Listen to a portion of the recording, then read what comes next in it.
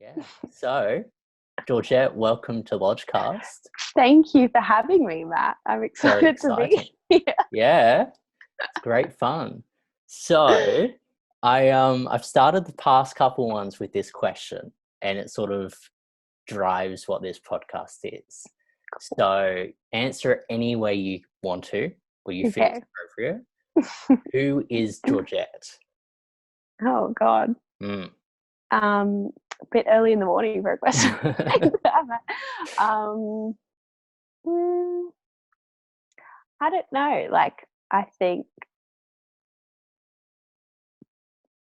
don't know. I think if I was gonna describe myself, I'd say I'm pretty loyal and hardworking and like quite rational, ambitious. But then also I can be such a brat and I am just addicted to the worst reality TV, and so a bit all over the place. Mm. Yeah, but I feel like that's a question that I know more about every year. Mm-hmm. So, if I would have asked you that question, say 2 years ago, or Mm. just before you came to uni, would the answer have been the same or? I think the positives would be the same. I think the older I get, the more aware, and obviously, like those two were not my biggest flaws because that's really, but I think the older I get, the more aware I get of all my flaws, and not necessarily in a bad way, just like in a kind of like I'm becoming a bit more self-aware way, and I can hold myself more accountable for things that I do that aren't probably necessarily healthy or maybe just a bit immature. So Mm, mm. yeah. So with your positives, so let's focus on that then. Okay. Ambitious was one of them, and rational. Yeah. You do law, is that right? Yeah. Yeah. Yes. Yeah. I do. So did the passion for law come from like an early experience of like that sort of rationality and like argumentation and all of that, or Mm. like where did finding law come from for you? I think probably it might have come a bit from my mum. My mum's a research chemist, so she's got like a million degrees in pure maths and chemistry and physics and just Dr. Newcomb, and my brain doesn't work like that, like not with numbers, not with I'm not a maths person, I'm not really a science person. But I think the the drive behind science of facts and figures and the truth and logic and a methodical approach to things really rubbed off on me. Mm, And my dad is much more creative, so I think that also kind of rubbed off on me a way that law, even though law does involve a lot of step-by-step logical rational thinking it through, if you're going to be good, then you have to be able to be creative and be able to like think outside the box and argue things in different ways than would be expected. So I think a combination of those, and also I'm just quite an argumentative kind of person. I'm quite stubborn. Another one of my faults that I didn't have to discover myself because my parents have told me that from a very young age. But yeah, I think that also I watched a lot of Suits in year 12. So a So classic. when you were choosing your degree courses, you're like, I like watching Suits, so that's what it's going to be. Yeah, basically. And I do psychology as well as my other double. So I think that psychology is always interested me, and I think it's a great combination of psychology being like kind of how people think and how the world works and how groups work, especially, and law being kind of the more, I don't know, punitive side of that. Yeah. I think that's a really interesting combination, psychology and law, because you like figure out how the mind works, how people think, and then use it against people in the legal system. Yeah. No, it is. It's a super like really good combination even kind of like practically, it's like the psych courses are so much easier and a lot more intuitive than the law classes. So you can, it's a nice little mix there. And you said, so you're ambitious as well. So would that be ambitious for like a high legal position in the future, or like is it just a career ambition, or like what are you aiming for?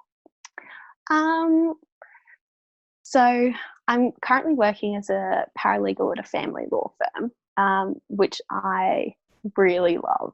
I think family law is a great combination of both psychology and law, because it's a lot of, it's basically the custody battles and property settlements after people separate. So there's a lot of psychology in that, and it's basically just like watching other people's relationship drama, which I do for fun, but I also get to get paid for it. But so I think I want to practice for a few years in family law here, and then go to the UK for a few years and practice there. They have a lot stricter and more progressive domestic abuse laws in the UK than we do in Australia. And the vast majority of family law matters, especially the ones that reach like the litigation level, do have allegations of domestic abuse or sexual abuse or child abuse or all those sorts of revolting things. So I want to work in the UK for a bit and see how those laws practically work over there, how they're implemented, if they work, and to what extent they work, what doesn't work, just in comparison to the Australian system, and then move back here and move into more of like a law reform kind of area is the plan. But we'll see. But you sound like you've got a good plan there. Yeah, I think it's I don't know. Yeah, I don't know. But it's a passion. It would be great. Yeah, like very much that's so. your interest, and you know what your interest within the legal system is, and like to find something that you're passionate about and is very human as well. Like it's very human focused. Like those are very sensitive issues for a lot of people, and to want to like create some change for that, I think that's a really good plan. And I hope you do come back to Australia and get some lobbying going, some activism, and change the system, because like these sound like needed changes as well. It sounds like things that need to happen.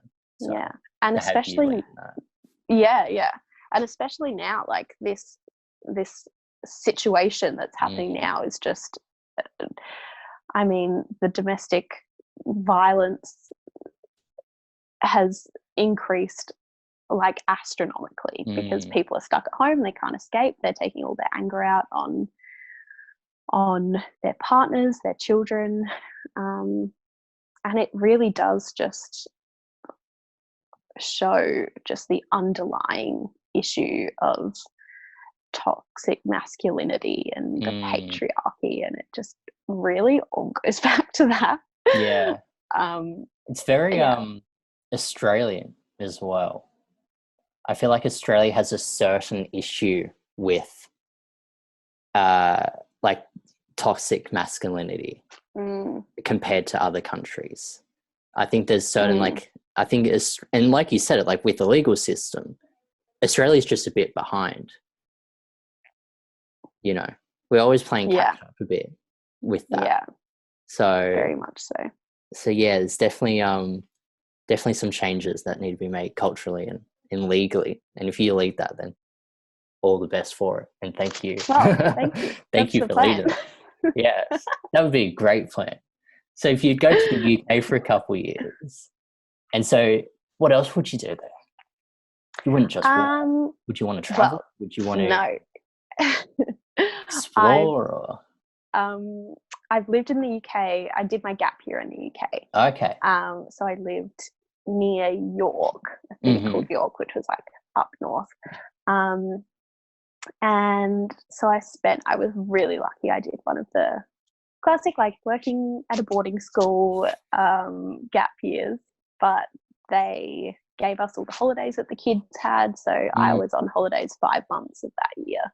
And I got paid for all those months, which was very cool. So I'm super lucky to have already seen a lot of Europe and the UK.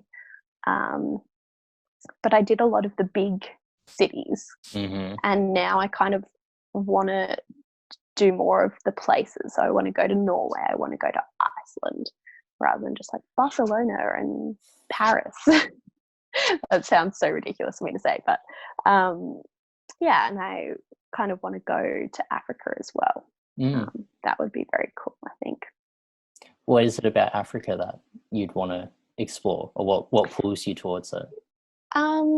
My dad, when he finished high school, traveled for about 5 years around Africa and Asia, and he just loved it. I grew up with all his pictures. All my dad's a photographer, so all of his pictures from Africa around the house. And it was something that never really appealed to me when I was younger. And I very strongly advocated against a family trip to Africa, which I severely regret now. But yeah, just something about, I mean, it's not as touristy as Europe. It's more about the natural landscapes and the animals. I would love to go on a safari. Yeah, just a bit more undiscovered, which is cool. That's really interesting, because I'm more about like culture and like the history of, like, because I grew up from a European background. Yeah. So we would have trips to Germany and to Europe, and so I just grew up with like that sort of history and knowledge of like seeing the world as like that. So like, yeah, Africa or like Asia hasn't always interested me, but the older I get, the more I feel like there is something about it that I'm like, maybe I might suss it out or something. Yeah. Like you were saying, as when you were younger, you were so against Africa, and now you're like, I want to know. Yeah. So yeah, I don't know, maybe there's something about that. The older we get, the more like, let's just do it. Let's just check it out, exactly. You know? So were your parents European? Did they move over to Australia? So mum was from Germany, and then came to Australia and met dad. Oh, that's cute. So yeah, but her family's still over there, like her parents and my uncle and his family like are still over there. So we get back every couple of years and visit, nice. And then like, you know, do a trip over France for a day, or I know, Netherlands for a day, because it's so close and you just drive and it's a quick visit. 2 hours and you're in like a totally different country, totally different language. Yeah. We one time we were in Munich, and because mum had some friends in Munich, we were visiting, and we were going on like a road trip around, and they crossed the border into Austria. I think it was Austria, because the fuel was cheaper, and then just went back.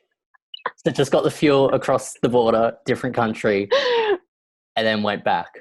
Yeah, crazy. It was like, could you imagine that? Insane. It is insane.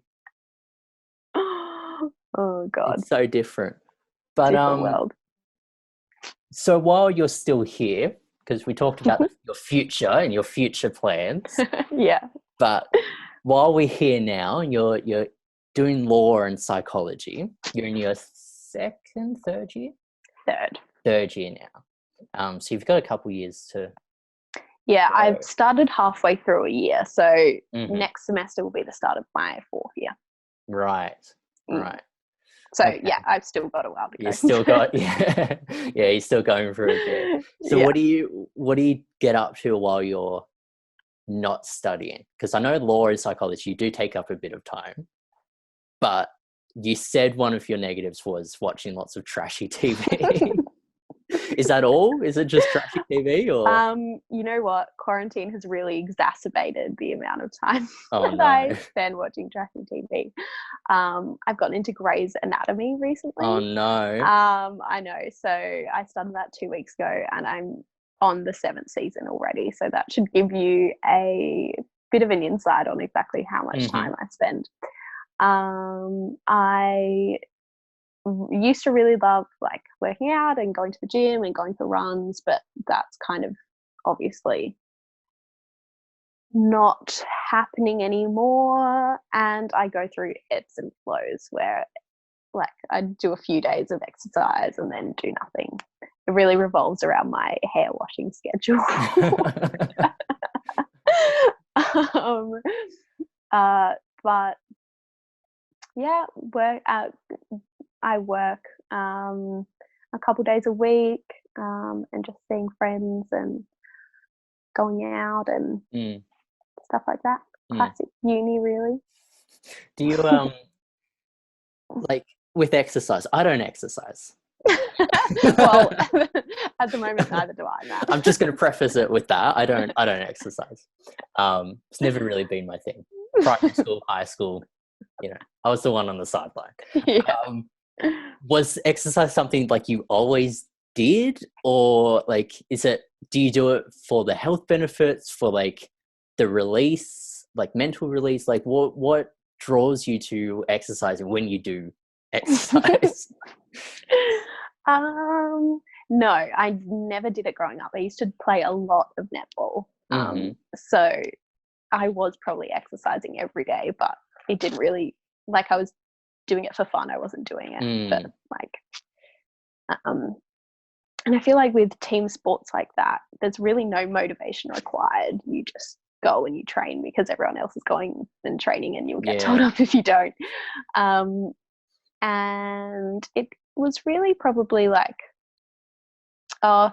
every summer really at uni, I get into a big like fitness regime, and then it kind of tears off when it gets to O week, and then into non-existence when it gets to week 5. But probably about 10 months ago, I don't know. I buy a lot of workout clothes, and I use that as my motivation. So I decided to go on a big Lululemon shopping spree about 10 months ago, and that kind of really triggered it. But I feel like after the first week of you doing it consistently, it gets so much easier and you feel so much better and clearer. And once you start like feeling yourself getting stronger, and it's always like the cliche, like stronger physically and mentally, but it really is like, it really makes everything so much. I mean, you feel less anxious and you feel just clearer in the head. And is that like, that's because I don't know, exercise hasn't drawn me, but there is all these benefits for it. Massive benefits. Psychological benefits are like through the roof. As well as obviously physical, but crazy. Who knows? Maybe one day.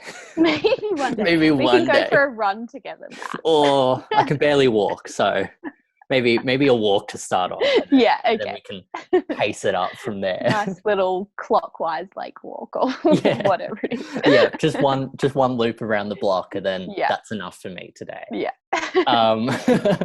But so do you watch reality TV for like the same sort of mental release, like that sort of mind numbing turn off sort of thing? Like, I know that's a weird segue between exercise but go with me here.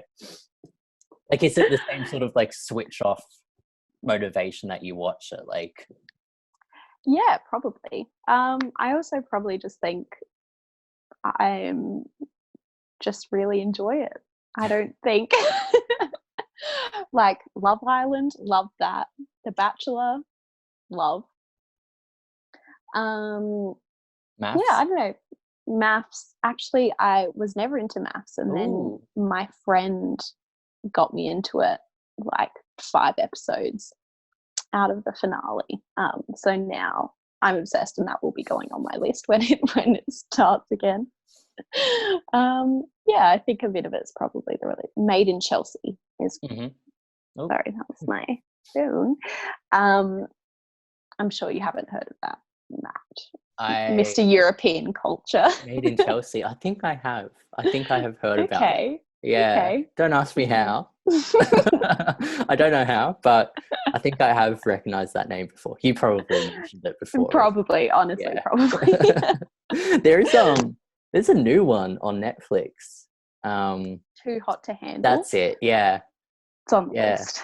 Yeah. It's there. You're gonna watch it. Yeah. Well, I need to get through 16 seasons of Grey's Anatomy before I start that. But yeah, it'll get there. Oh dear. So we didn't actually talk. Where did you grow up? I grew up near Adelaide. Near the Barossa Valley, so not in beautiful. Adelaide. Yeah, really nice. Lots of wine. We had some property, but we were on top of a hill, so we can't really do anything with it. But my dog loved to run around, chase kangaroos. We have a creek down the bottom, so we sometimes, I say that, I barely ever did, but like a little campfire there. We used to camp. My 12th birthday was a big sleepover with all my friends down at the creek. Yeah. And we live next door to Parawira Reserve, which is like it's like 500 hectares or something stupid, like it's massive, that the school that I went to owned. So there was lots of camps and walks, and it was a great place to just go walking and hiking. There was waterfalls and like gold mines and everything there, so it was very cool. Wow. Yeah. That's very cool. Adelaide. Yeah. Adelaide's a place that I haven't been but always want to go to. Yeah.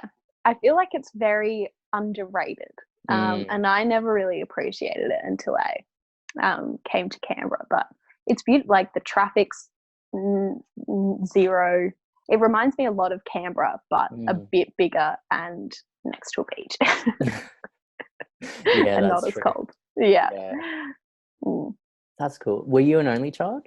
Are you? No.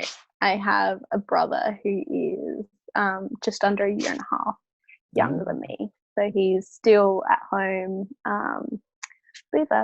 doing sustainable engineering and like finance or something. Working as a law clerk for the DPP. Right. With a job that should have been mine because he got it through nepotism, and if I was still there, I would be doing it. That's what it is, though, isn't it? Oh my God, absolutely. That's all it is. It's all about who you know. Yeah, I know. And the right time. Forever annoyed that my parents aren't lawyers. Yeah. I'd be so much less stressed right now. I'd walk into a clerk shift. Yeah, straight in. You would have had a job before you were born. Yeah, literally. It's lined up there, ready to go. Yeah, it's got my name on it. But nah. See, Class of 2022. Yeah. you put the hard work in though, and you actually, when you get it, you feel like you've earned it a lot more. Yeah, very true.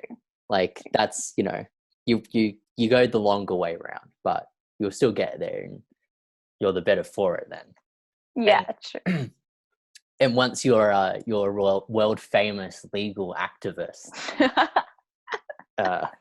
world renowned across UK and Australia, then you can just hold that against your brother, and exactly. Well, you're just a stupid engineer who like walked into an 80K job straight out of his like 4-year degree.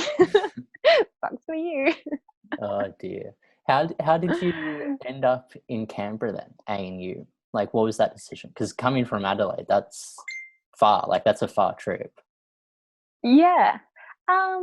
It wasn't really anything that I had really seriously considered. I'd been accepted into Uni of Adelaide doing law and a Bachelor of Arts, and like I'd do psychology in that. But when I got to, I'd been in England for like 3 weeks in my gap year, and I had I felt so happy and free, and I had a bit of a shitty end of year 12, like just classic year 12 drama. And it felt so nice to be somewhere with a clean slate and meeting new people. And I just realized the thought of being in Adelaide for 5 years living at home just sounded awful. And not that, I mean, I love my parents very much, but I feel like once you get a bit that sense of independence and freedom when you're living by yourself, I think it's pretty hard to go back. And just, yeah, being somewhere outside of my comfort zone. The school that I went to was ARDA 12, and I went to the school's Montessori before that. So I'd been at the same school for like 13, 14 years. And so I had all the same friends, and all the teachers knew me, and it wasn't like I had to prove myself, because all the teachers knew who I was. My dad was president of the PNF, and then he was on the college board. Like it was like never really, nothing was ever really a challenge. So it was really fun having to go somewhere and like prove myself and make friends on my own rather than friends I just had since I was 5. And I just thought, I mean, ANU, obviously very good uni, but it also offers law and Bachelor of Science psychology rather than most other unis where the closest you get is Bachelor of Arts and you major in psychology. And obviously nothing against Bachelor of Arts, but Bachelor of Science psychology just sounds a bit better. I mean, and it is very superficial, like the name of the bachelor. Arts sounds all wishy-washy, even though in arts you could be doing psychology or doing like these, like so many different complex topics, anthropology, sociology, all these sort of things. But because it just sounds like arts, it's like, I know, it's ridiculous. And you have to do the same compulsory psych subjects anyway. Like literally there is no difference, except you get to do fun electives rather than stupid, annoying science ones. So I don't know. Probably wasn't, I don't know. I would have loved to do anthropology, sociology, criminology electives, but it's okay. That's all right. Maybe That's you can come back and do it afterwards, postgraduate, return for a master's of anthropology or something like that. 5 years just wasn't enough. So how was like the move from Adelaide to Canberra and that transition? It was good. I think I found it much easier than I would have if I'd just gone straight from high school to uni. But I think having that year where it was like I didn't see my parents for an entire year, there was like an 8-hour time difference or whatever it is, and it was a whole new world. That sounds so stupid, but it was like, as much as England is basically Australia but colder, it was weird. So coming to Canberra, I'd never really been here before except the classic year 7 excursion, and even then the only really bit I remember was at an ice skating rink. I don't even know where the ice skating rink is, but Cameron Matter's got a concussion. I think Canberra got one. I'm sure they do, but I think can't it's still even going, remember. But not sure. Not sure. And I think I was really lucky that I found a really, really good group of friends day one, like of O Week, who most of whom were exchange students, because I started halfway through and they're the only people that start halfway through, really. But yeah, I was really lucky because I think their mentality of the year really rubbed off on me, which was just like, well, we're here for a year and let's just have fun and go on like lots of holidays and trips and weekend trips and all. And so I had like the best year ever.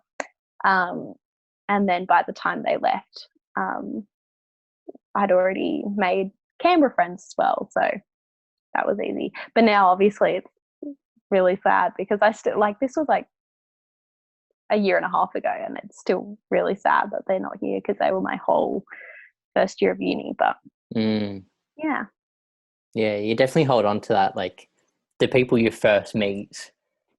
For some, it's something about like the atmosphere of O Week, I find, which is just like that sort of locks it in for a while. It just feels different to anyone else you meet at any point after. Yeah, definitely, because it's all new and exciting and hopeful and oh my God, so much fun. But yeah, the move is like, it feels like, when I was looking back, it feels like it's such a big thing. Like it's so intimidating and it's big and it's massive. And then like you get here and it is for only a short while. And then you so quickly will just fall into a pattern and a habit, and you meet people and it's the same faces and you've got your routine going. And then so quickly you're in this routine and you don't know how you existed without that routine of uni classes where you hadn't done that at any point in your life before. Yeah. Like it is. It's weird. And you call it home. Like I call here home when I'm at home. Yeah. My parents always get so annoyed when I call Canberra home, and then I have to quickly stop myself and go, oh, sorry, uni. I find I flip it between depending on where I am. So if I'm here in Canberra, then I talk about home as Port Macquarie. But if I'm at actual home with my family and friends, and then I talk about Canberra as my home, it's like wherever I'm not, that's what home is. Yeah. You know? Yeah. It's like that weird sort of separation. But I had the same, like my family, like, this is home. This is your home here. You grew up here. But, you know, so quickly this becomes your place. And so much like of your life kicks off from here again. And it's this like, I mean, it's all the cliches, like the whole new chapter and Brave New World and all this sort of stuff. Like it is all these cliches, but it's true. Like there is something, because it's so different to anything before. Yeah. I was going to ask you something, but I've forgotten. Oh no. How about I ask you a question? Okay. Oh, this hasn't happened before. Unprecedented. Okay. How would you describe Matt? Oh no. If I was on my own podcast. Yeah. Oh dear. Maybe I should do that. Maybe I should like record two versions of me having a conversation as an episode of a podcast. How would I describe me? Oh, you've really thrown me. Now I know how throwing this question is. Yeah, right. Wow. Oh, I've been putting really a lot of pressure on everyone. I'd probably very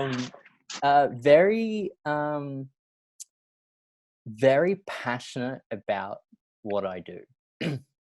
That's one thing. Very like, if I find something that at all sort of grabs my interest, then I'm all in, you know. That's definitely something. And then like very very considerate of everyone. Like I always try to find the best in people and sort of showcase that and bring that up, you know. I'm trying to remember back to when we had training for SRs and we had to do all those like personality question things, Yeah. like what are your strengths and all of that. I'm like thinking back to what I had from those. But it's I think definitely I would put those two as like my main things, is that like when I find an interest, I'm all in. Like that's everything then, whether it's like politics or like cinema or stuff like that. Then I'm like, I know a lot about niche things as opposed to like a bit of everything about all of it, you know? Like I'm just all in on that sort of stuff. That's probably what I would say is who I am. Yeah. You remind me a lot of my neighbor when I was younger. We had a family who lived next door who they went to the same school. The son was like 10 days older than me. The daughter was like a year older than me. And so it was just us little four, and our parents got on really well. And the boy, Sam, reminds me a lot of that. When he was a kid, he was very much like he'd jump from one passion to another, but only once he'd mastered like whatever he was into at that time, like whether it was card tricks or like whatever. Very much would like keep going until he was the best at it, and then get bored and then jump to the next bit. I wouldn't say I'm as ruthless as that. Yeah, I've seemed to have held on to my interests for a while now. Like politics has been something that's been with me for a long time. It's been, I mean, I remember it like in like early high school talking. Yeah. I think it was actually the Canberra trip. I think it was the Canberra trip that really started it. There you go. Because like you said, like most grades went like year 6, year 7. But my school was different. We went in year 9. Oh. Yeah, we went a lot later than most people. Yeah. But I'm sort of glad we did. Yeah. Because we were a little bit older that we could understand like the importance of like the places we went to, like the War Memorial and Parliament House, and like we sort of like grasped that a bit more, you know? Yeah. But what was really interesting was the day we were here, or the week we were here, a couple of days, we woke up that morning, like in our little cabins and stuff where we were staying, and we had little TVs in there, so we like flicked the TV on and all of that. And that day we were going to go to Parliament House, and on the news that morning they would announce the passing of Gough Whitlam, former Prime Minister. Yes, I know who Gough Whitlam is, Matt. For the people who don't know, watching, some people might not know who Gough Whitlam is. But yeah, when he passed, that was when we were here in Canberra. So it completely changed really cool. our day, because what was going to be like a normal sort of fun visit to like the War Memorial and Parliament House was suddenly like this much more somber reflection. And like we were sitting in the gallery watching as these politicians were delivering these speeches on how great Gough Whitlam was as a leader, and like the changes, and you know, remembering him, like these reflections. So like that was a different experience that most people would have had on the Canberra trip. And I think that's what really like started that politics interest in me, was just seeing that, and like the way they were talking about him, and then like what this institution was and what it could do, and sort of started from there.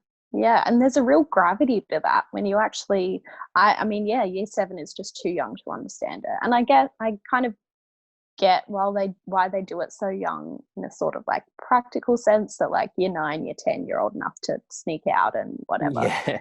But I think walking, and especially we went to the High Court, and obviously now it's different because I study law, but it's so just humbling and the gravity of what you're walking, the building that you're looking at, and the courtroom that you're in is just astounding when you actually understand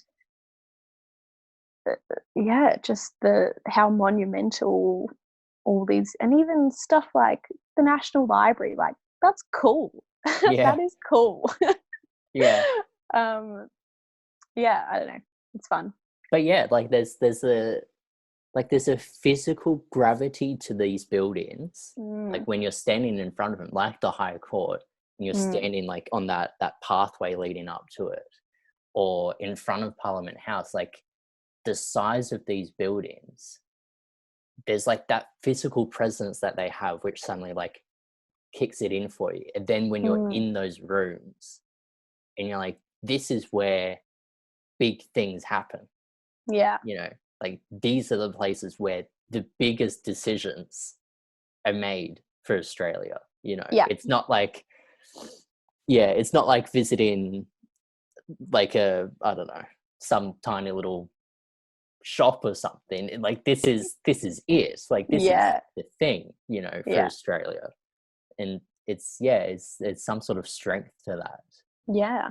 And it still feels quite weird, like just little city, just Canberra, like a small little town, but then we've got the actual real life High Court and like Parliament House, and it's still quite funny. It's a weird juxtaposition. Canberra. It's so quiet, it's so small and quaint little city, and but then it's like the biggest things are here for Australia. So do you see yourself maybe ending up in the High Court? Oh God, no.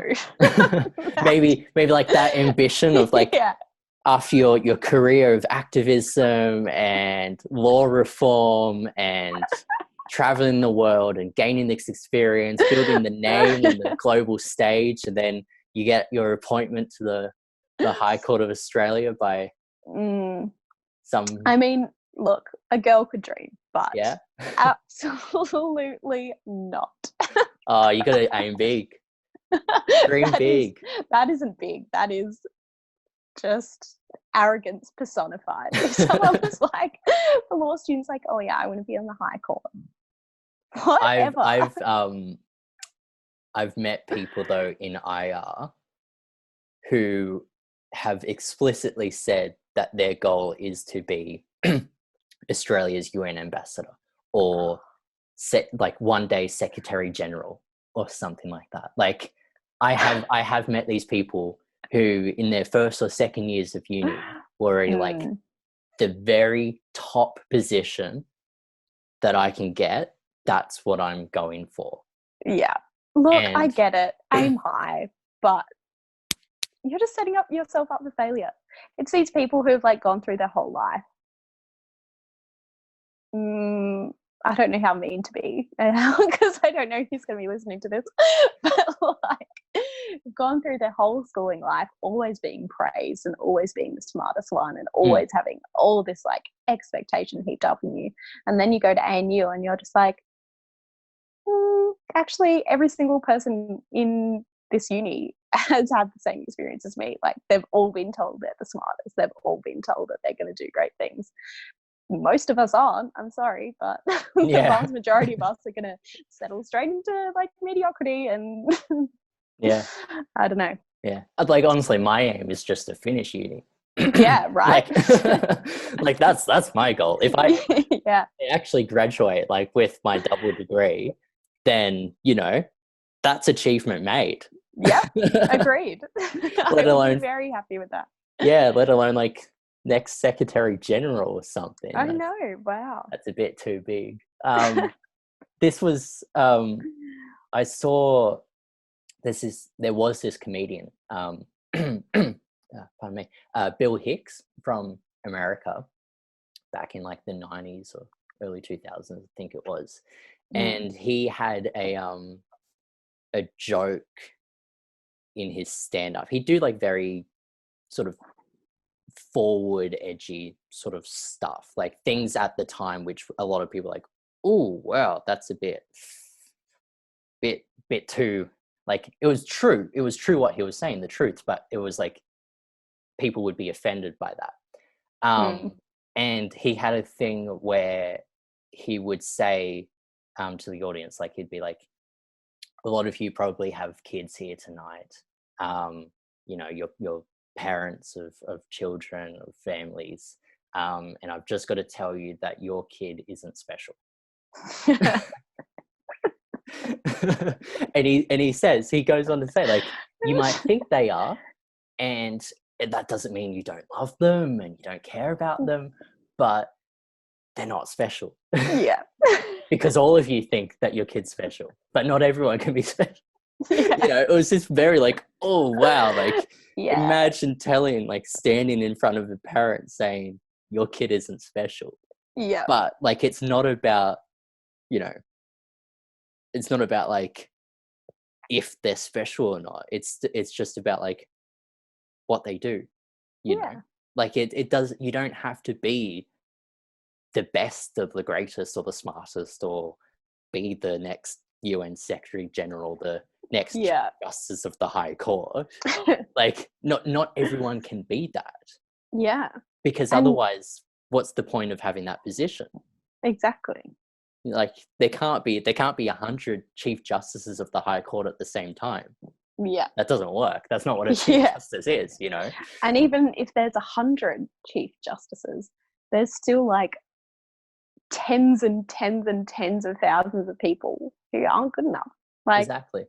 Yeah. Like you're still part of it. Like you have your place somewhere within the levels, you know, whether you're have a small legal practice in a small town or something, and that's what you do, but that works its way up, or, you know, whether you're doing some sort of policy writing for The Guardian, like it still has its place and has its value, you know? Like everything, it doesn't matter like whether how high you aim or if you have these lower ambitions, still what you're doing counts. It matters. It has value, you know, and that you're putting into it. So, and I think like if like coronavirus has taught us anything, it's like it is like these essential workers are the minimal wage workers. They're the checkout people. They're the, like, I don't know, warehouse stacking people. These people that work like really hard, and get no recognition and no kind of, I don't know, accolades or whatever, but these are the people that are literally holding our country together right now. It's not the lawyers. It's low pay, it's hard work, long hours, and not a lot of recognition. Recognition, that's the word I was looking for. They're so integral, they're so valuable and necessary right now. And it's definitely definitely thank your checkout person. Thank your nurse and your GP, you know, like these people are doing such a hard job right now, and they're so important. And they're not the peak, they're not these massive leaders that everyone knows the names of around the world, but they're just as important as a Chief Justice or a Secretary General, you know, and more so to some extent, because much of society couldn't work without them. So I like that. I think that's a good place to leave it. That's a nice point to leave it on. So, Georgette, thank you for joining me. Thanks for having me. This has been wonderful. It's been really fun. It's been great.